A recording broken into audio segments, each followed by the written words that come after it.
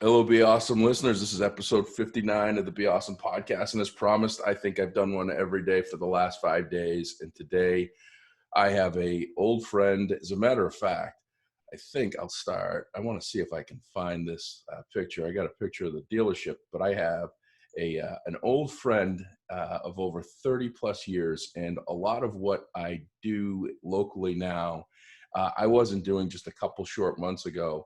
And it's happened primarily because I was asked to speak at an Eastern Chamber of Commerce Business Appreciation Night, and it happened to be on a night that was giving an award to a longtime friend, the real Jason Bourne, from Bourne's Auto Center, and it was a submission by Mike Kelley, who's the general manager there, who I have both of these guys on to talk about Bourne's Auto Center and Easton and life.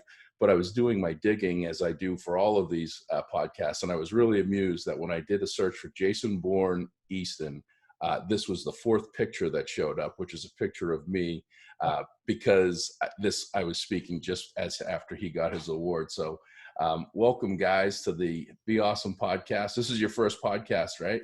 It is. Thank you, Josh, for having me. I got all rookies here this week. This is great. I got to do a good job of hazing.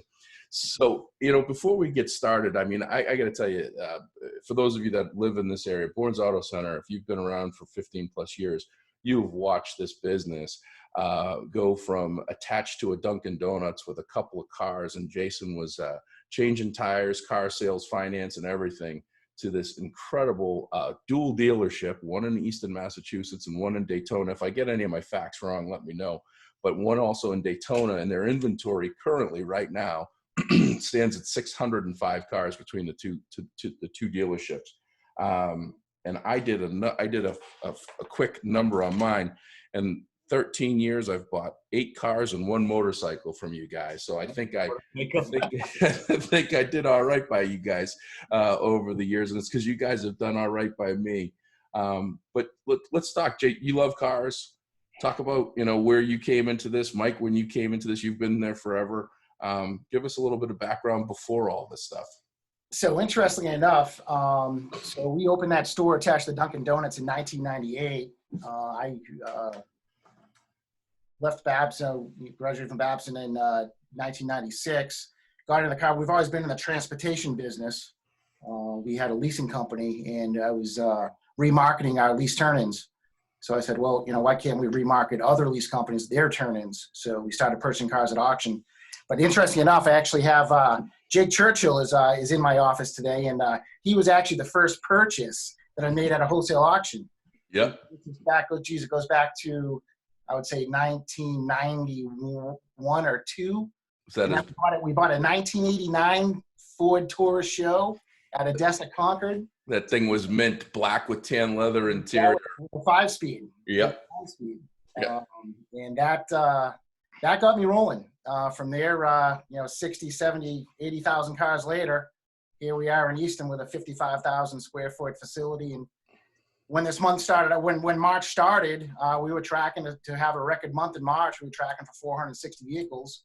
Obviously, the spigot shut off halfway through the month, and we're in the same boat as the rest of the industry. But it's been a fun ride. Obviously, I enjoy automobiles, and I think my passion will keep us going. And obviously having Mike by my side has been a tremendous help getting us as to where we are today. Yeah. And Mike, you've been around. Jay, I think you sold me my first car. Then it was Mike. And now Mike's moved me on to Dallas. And I like him the best out of all three of you. And he's not even on this call. So that's an honest referral there. But you've been around for a while. You started just selling cars, and now you're. Yeah, I started in 2003. Jason called me. I was 1 year out of college at the time, working for an insurance company, no real direction. And he was still at next to Dunkin' Donuts at the time, and they were doing the build out over here on Belmont Street. And I came down and talked to him on a Saturday, and basically, he said, "Hey, I need someone to help, sell some more cars." And at the time, it was just him, his sister Jackie. I got to throw Ryan Cass in there because he's a podcast celebrity. Bill Nixon talked about him like 7 times. So Ryan, he still works for us, and maybe one other mechanic at the time. And we came over so I worked over there for probably about 2 months. And then we moved over here right before Thanksgiving in 2003. Yeah. And when we came over here, we're like, how are we ever going to fill this place? And Yeah. we were, at the time, we were only down in the left-hand side. That there was still businesses up in the. Yeah, you're at the bottom of the hill. Yeah. Now we're completely out of space. But so I've been here for just about 17 years. Yeah, so I mean, let's talk about that, because you said 460 cars you were supposed to sell in March. You also have a service center. You also have a collision auto body shop. You also have another lot, a satellite lot. That's a big space. I mean, how many mechanics do you have today? How many auto body people? What's the total head count over there?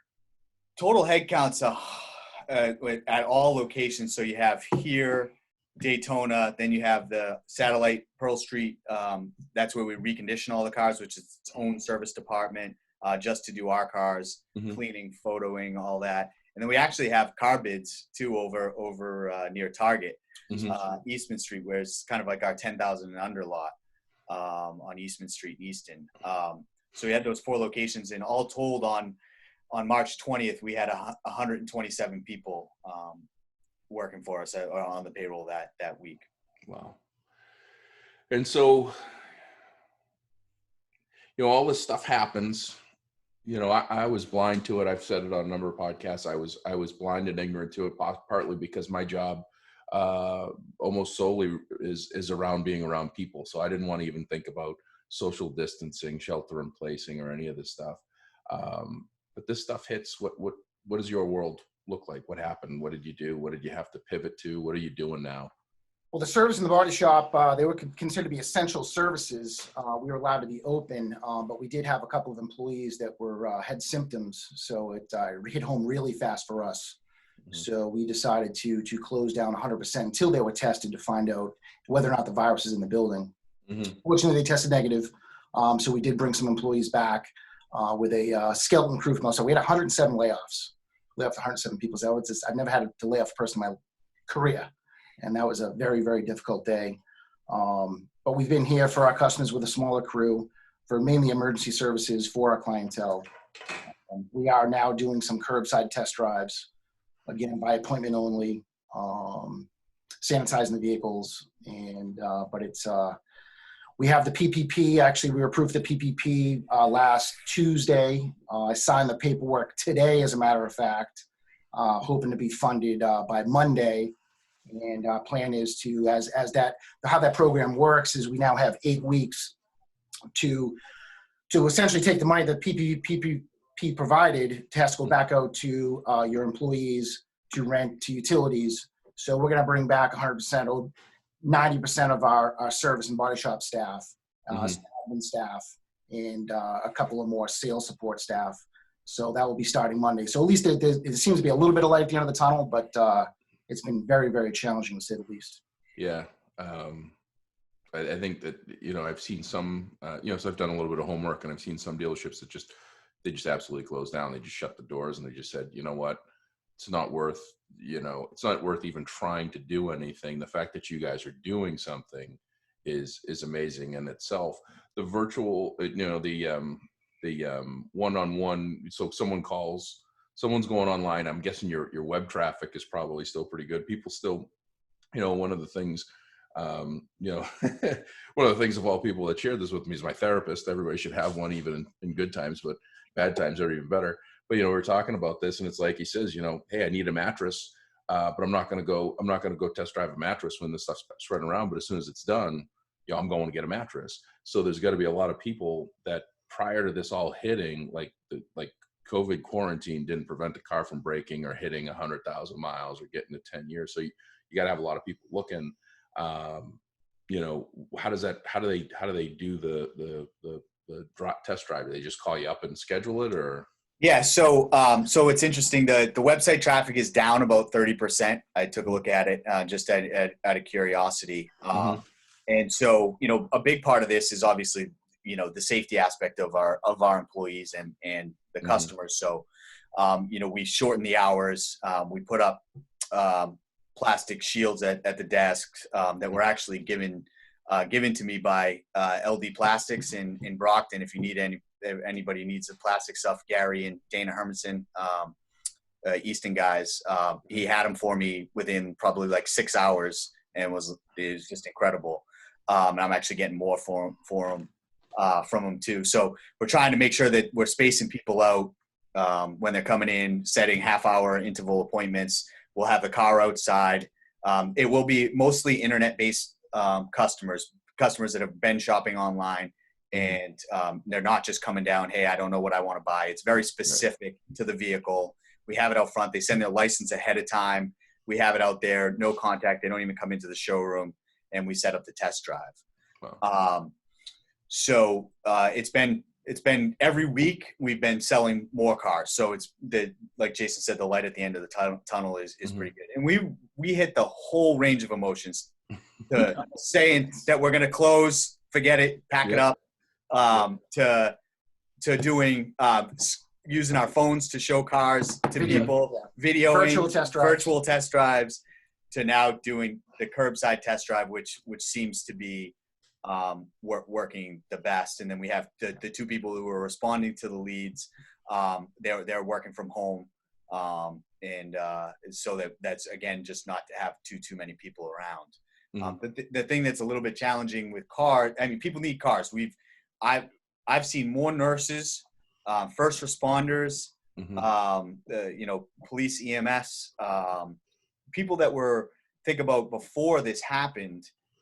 Let's say your car was a total at the beginning of March or whatever, and you're in a rental car or your car broke down. We have more people coming in rental cars. They just need to get out of the rental car. They're paying for that every single day to get into a car because it's much more cost effective to own the car. So we've had some people that have been really thankful that that we were doing something for them. Yeah. Now in Florida, Daytona store, in Florida, we are considered essential, which is interesting how they differ per state. But again, and you can argue as to why we shouldn't be essential. I mean, like Mike said, a lot of our clientele has been first responders. You still need a vehicle. You need to get to work. But our Daytona store, even as being essential, we're still down about 40% down there sales-wise. I mean, still it's a challenging climate down there as well. Yeah. I mean, the overhead you have too is I mean, so 605 cars. Yeah, so and they're not. I think the price I saw in Brockton, they vary from $3,800 to $38,000 or $48,000. Yeah, and there's one aspect as well that a lot of people don't see for our industry. There's one, you have your overhead, you have your payroll, again your insurance, your utilities, your rent. But what people don't understand is we're sitting on $15 million in inventory. So we've seen the market adjust in the past about 4 weeks. It's adjusted downward 15%, which is a massive movement in value.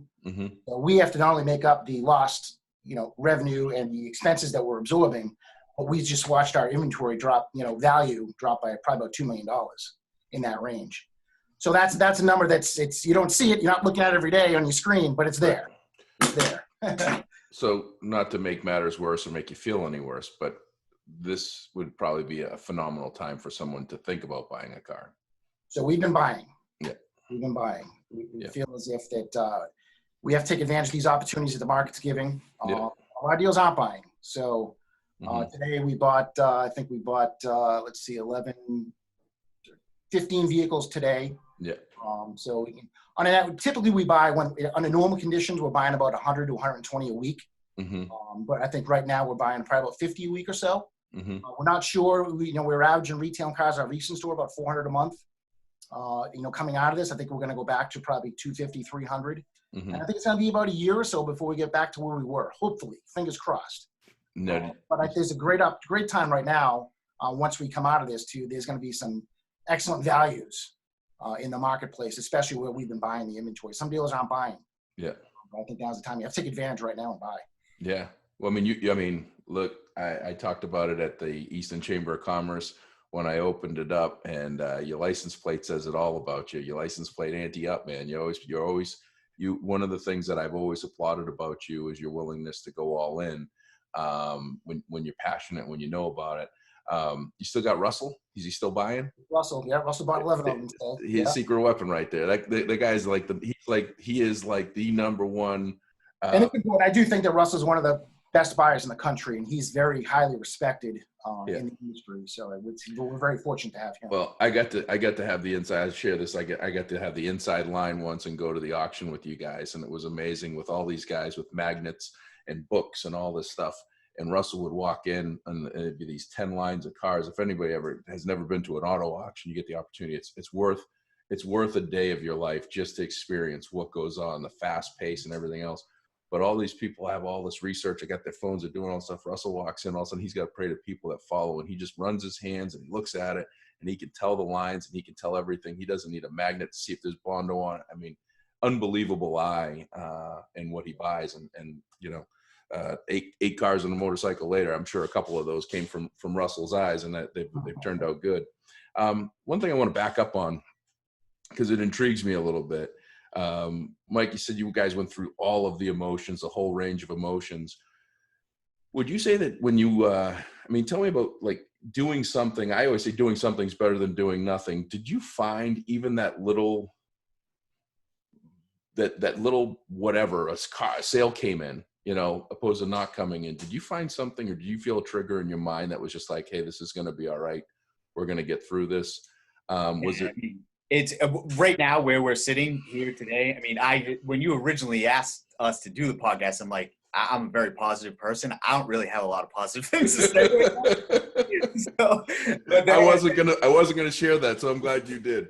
And and then I listened to Bill Nixon's, and he wasn't all, you know, he was very real about what was going on, and so that kind of loosened me up a little bit about that. So right now, as we sit, I would say I think we're 1,000 times above where I would have thought we would have been, really, which I think bodes well for when we do come out of this. I think some of the things that concern me about coming out of this is the change in consumer behavior.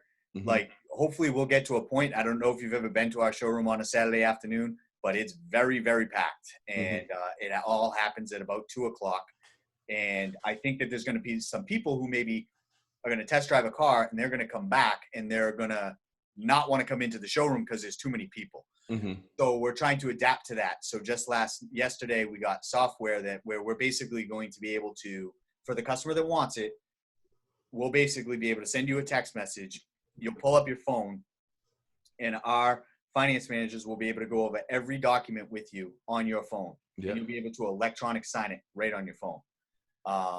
Or maybe not sign it, but just be able to go over it so you have it. Then we could even email you the paperwork. You could sign it, drop it off. So we're not there yet because it just launched last night. So we're working on it, trying to fine tune it, see how it works. So that's one of the things. Another hot topic in our industry is home delivery. Carvana, I'm sure people have seen the ads. They're absolutely lighting money on fire. They're losing money. They're a public company.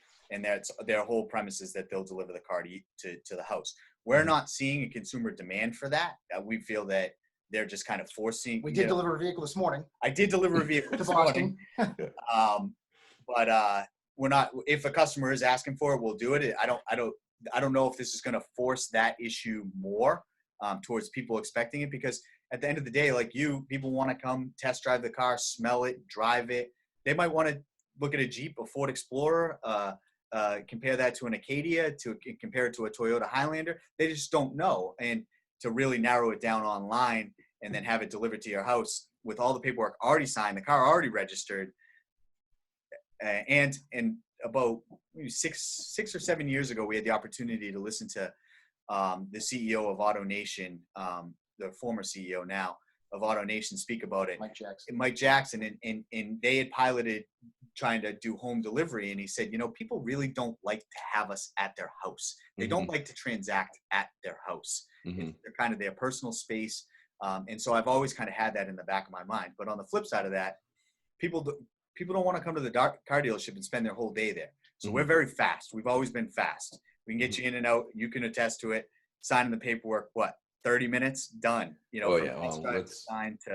like to think that I'm the fastest car transaction you guys got, because I love you guys, but I don't need to spend any time in there. You're absolutely right. Exactly.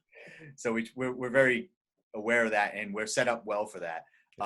Another point that you brought up was some dealerships just completely closing. And I think one thing that sets us apart is that we're very agile. We've had people that have come up in this company that have done just about everything, from that maybe are a manager now, but they started off as a salesperson, or maybe even cleaning cars. I mean, we have people here that can do multiple jobs. To wear a lot of hats. Yeah. So our small team is, able to do just about everything. I'm pretty much the head receptionist right now. I answer every incoming phone call, which has been quite a lot because people have a lot of time to think about things and call here. I think Mike likes it though. Yeah, right. 10 times to bring someone in to help with the phones. Yeah. He continues to say no. So I think the other day though, I think I like talking to people. God, I should probably back off the phones for the rest of the day today. I'm not that phone call didn't go so hot, but that's the small business mindset with while being able to adapt and grow it that you guys have done, that I think that so many people have failed at. As you grow, you lose that family touch. Like, I'm not gonna talk you up any more than I already have, Jay. But when I see you, I saw you at Northeastern Savings Bank a little bit, a couple months ago, and you were delivering a car. I mean, you got $15 million in metal and inventory. You've got multiple millions of dollars in overhead and buildings and everything else. You've got 127 families that you make sure a paycheck comes into, and you still get a high out of delivering a car to an individual. But I think that's going to be one of the factors that will carry us through. Our repeat and referral number is always in the range of 45 to 50%. So if you shut off every form of advertising, we're still going to sell, under normal circumstances, 200 cars a month just based on our customer base. And you have to do things like that in order to get that repeat and referral. Yeah. So I enjoy as much as I can. Yeah, no, that's good stuff. I mean, I'm so inspired by just all of the businesses you guys have gone through, as Mike shared, all of the gambit of emotions. When I started doing this, I had a couple people that are a lot like Mike. I'm a positive person by choice. I wake up every day and know that I can have a decision, but I'm deciding not to be too happy right now. And the reality is, it sucks. This does suck. This isn't meant to sugarcoat or ignore the fact that this is hopefully. Well, when we first started out, when I was next to Dunkin' Donuts there, I think we were stocking, 30, 40 cars at the time, and 9/11 hit. Yeah. And I remember we didn't sell a car for 2 weeks. And I always told that story. Well, this is far worse than 9/11. I mean, this is, what's happened now is just. Yeah. Well, I mean, you've had 9/11, you had Y2K. I mean, people forget about Y2K, but that crippled a lot of people. I mean, the spring water business was phenomenal to be in because everybody needed to have something to drink, and I stocked them up good. But everybody else was saving their money to buy water from me and not buying cars and not buying stuff until the clock struck midnight. Then you had 9/11. You get the recession of 08, 2010, 2007 really. 2007 really started to kind of click in. We've had MERS, SARS, swine flu, bird flu, Ebola. We've had all these different things. You could take all the things from 1999 up to 5 weeks ago and add them up, and it still doesn't equal to the pain and suffering that people are going through right now. You talk about Billy Nixon, that's a $2.5 trillion business industry that every place that has a convention center is just completely devastated right now. They got nothing coming in. So, one of those things is, how do we get through this? And the way to get through it is by doing something, which is what you guys do, which I applauded. I'm excited that you're doing the drive ups and that you're thinking about. I think you guys are spot on. I think that people are not going to want to sit. I think that there's going to be a period of time, even when we get back to normal and everything's lifted, that there's going to be germophobia. We have spent way too long confined and sheltered in place and washing our hands every 3 minutes and wearing rubber gloves. I got Be Awesome masks. I mean, how ridiculous is this, right? Like, I sat here and I was like, no, absolutely no way. I'm not, what am I kidding me? And I think that, have people walking in with masks on, where anytime you saw that, people were sick. And now they're just doing it to try to protect themselves, thinking that everybody else is sick. And like I've been in the grocery store once in 5 weeks, and I walked in and it was like you had 3 types of people. You had the person that would run into a cereal kiosk to get away from you because they think you're sick. Then you had the person that's looking at you thinking that you think that they're sick. And then you have the random person that's just oblivious It's touching all the fruit. It's touching all the fruit, peeling all the corn peeling 10 ears of corn to get one out of it, right?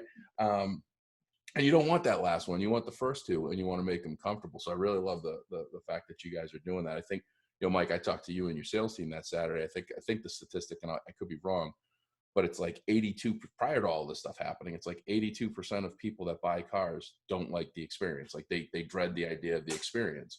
And you guys constantly trying to make that experience as pleasant and as quick as possible is. A lot of that is the haggling process. That's the main driver to that 82%. Yes. We went to a no haggle system back in 2003. Well, that was actually the next thing that I was going to talk about. Because I want people to understand that haven't bought a car from you and haven't understood what the experience is, because it is completely different. I mean, at this point of the game with me, the last two cars that I bought, I didn't want. There's no way I would have picked the last two cars. My dad, and I'll tell you the reason why. First reason on my pickup truck. In 1986, my dad bought a black Ford Ranger, 5-speed, black with red vinyl interior. Not a crew cab, not an extra cab, three wide. You sat hick in the middle, and then, my mom on one side, my dad on the other, and we drove around town. That's how I learned how to drive. That's how I learned how to drive a standard. So I was a Ford guy. So I've had the Ford Expedition, the Ford Ranger. I've had the Ford F-150 that lasted forever and blew the motor and everything. And the motor finally died on it because I'm kind of hard on my stuff. I called Mike. I said, "Hey, Mike, you got any good Fords in the lot?" He goes, "Yeah, I got a great one. Come on down." And I go down, and there's a Dodge Ram Laramie sitting in the front for me to take a drive in. I said, "Well, that's not a Ford." He says, "Drive it. You're going to love it." Now, this is a guy that's got a Ford. He's telling me to drive a Dodge. I got to tell you something. Not for nothing. That is the most incredible driving truck. I'm giving Dodge a plug here. That is the most amazing truck I would never consider buying if it wasn't for Mike. It's actually called a Ram now, but. Oh, Ram. I'm sorry. Is it called a Ram? I call it a Dodge. So it's a Ram. Is it made by Dodge? Chrysler, yeah. Close enough. Done a great job with the trucks. Yeah, they got rid of Done a great job. They just got rid of Dodge and didn't tell me. So I got a Ram. So I'm giving Ram a plug. Rams is their truck line now. That goes to show how much I know. I know every Ford, but I don't know Ram. So I got a Ram. But it's that experience, it's that trust, and it's the fact that whatever it is that you guys have, I don't talk about the price of it. I come in, you give me an idea, something that would fit my needs, fit my budget, fit everything, and you know me well enough now. I think you do this with everybody. But it comes down to the price. It's simple, right? So talk about why you came up with that and how you came up with it. Yeah, I mean, you look at that when go back to 1998. There was limited information out there that the consumer had. I mean, pretty much, unless you had a friend in the automotive business and could take a peek at his NADA book, a lot of people had no idea what a car was worth. Mm-hmm. Never mind now with the history reports and the amount of, consumers walk into our showroom. They've spoken to the previous owners. There's so much information on the vehicles now with the history and now the values and even things like Car Gurus, the evaluation tools and things like that. That's great for the consumer, and that's really changed the industry, and it's made it much more transparent. Mm-hmm. So I think we were a little ahead of the curve. Before we opened this store here, I secret shopped a lot of CarMaxes. I really like their process, and Tom Folliard, his CEO, is from Easton, from our high school, from all the range. See if you can get him on. Yeah, Brad Folliard. I didn't know that. There you go. He's in the Hall of Fame's Hall of Fame. Yeah, quite the basketball. He's now player. since retired. He retired as CEO probably about 3 years ago or so. Mm-hmm. But I just love their process, and they were one of the first to go to a one price structure, no hassle structure. And we went to it. Trust me, it was scary to watch those first few customers walk out the door that were haggling over $500. As a salesperson, you want to make that sale. Right. So it was tough to have them walk out, but 9 times out of 10, they'd walk right back in. Yeah. It's your integrity. We haven't literally over $20 we haven't negotiated on the price of a vehicle. It's shame on me if I do, because that's my word. Well, that's we will make price reduction based on days in inventory, based on market changes. Yeah. We've made a lot of price reductions in our inventory right now, based on what's going on. So getting back to your point, now's a pretty darn good time to buy. That's the risk, but that's a risk someone takes, and you do. And you also, if I know correctly, you actually show when you make a price reduction on a vehicle on your website. Not on the website. A lot of the third-party providers will. Okay. Yeah, they will. You'll say, hey, there's an market-driven, day-driven. In the end, our inventory doesn't go up in value on a daily basis, unfortunately. Right. So we have to stay ahead of it. Yeah. But we're watching. We have market analysis tools. We're watching every day Yep. to make sure we have the best value in the marketplace. Yeah. Well, I got to tell you, that's the word you said was integrity. It makes the process better. And I'm a salesperson by heart, and I'm a huge price integrity person. And people have asked me before.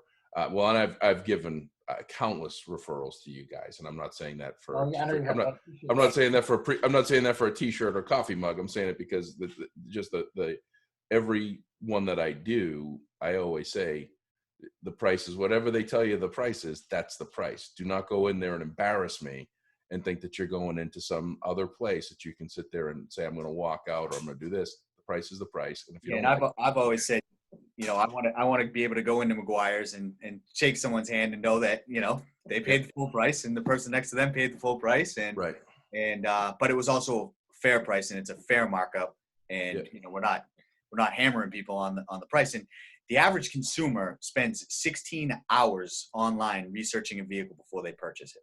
So even though a customer, maybe from Easton, maybe like yourself, has bought, 5, 6, 7 cars from us, they're still doing a lot of their research online, full well knowing that they're going to buy the car from us, but they still have a general sense of the market. Yeah. And the good thing for us is that we just want to, that we're fortunate that they continue to come back to us and not go someplace else just because they found a better price up on the North Shore to drive all the way up there.